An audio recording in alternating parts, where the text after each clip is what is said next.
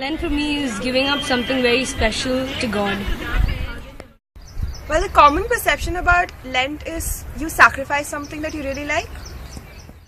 Lent is for me the season where you sacrifice certain things in your life and you prepare yourself for Christ, the risen Christ, to enter in your life. നോമ്പുകാലം പിന്തിരിഞ്ഞത് നോക്കേണ്ട ഒരു കാലഘട്ടമാണ്.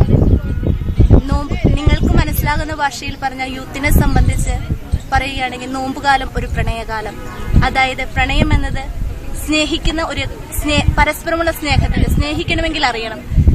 നോമ്പുകാലത്തെ കുറിച്ച് പറയുകയാണെങ്കിൽ ദൈവത്തെ കൂടുതൽ സ്നേഹിക്കാൻ ദൈവം സ്നേഹിച്ചത് തന്റെ പീഡാനുഭവ സഹന മരണ ഉത്ഥാനത്തിലൂടെ.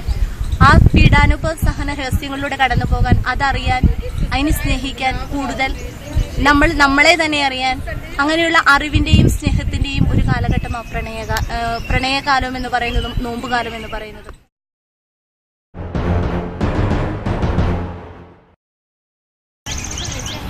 Sacrifice for me is really important because God himself gave his only begotten son, and that's like something we can not do, so we should give something that's very important to us during the Lent season.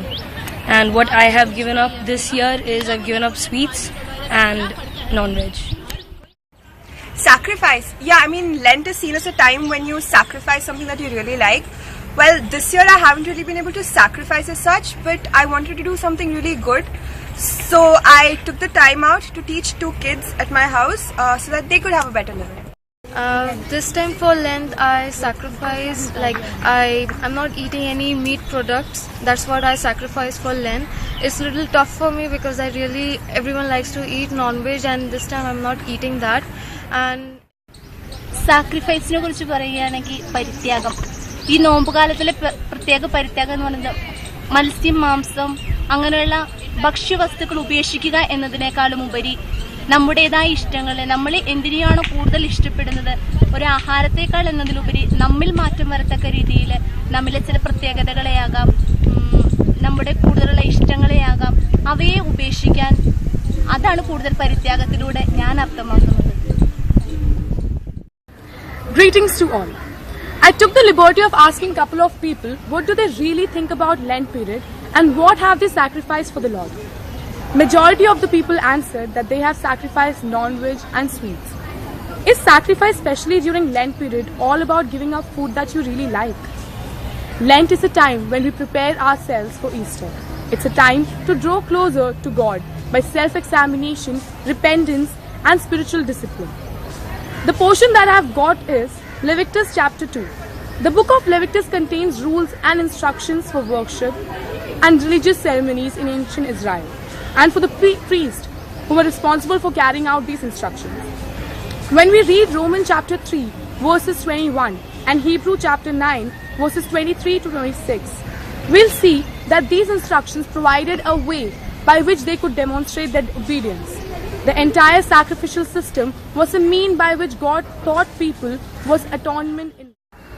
It was a further stage in the development of his plan of salvation, a plan that reached its fulfillment in Jesus Christ.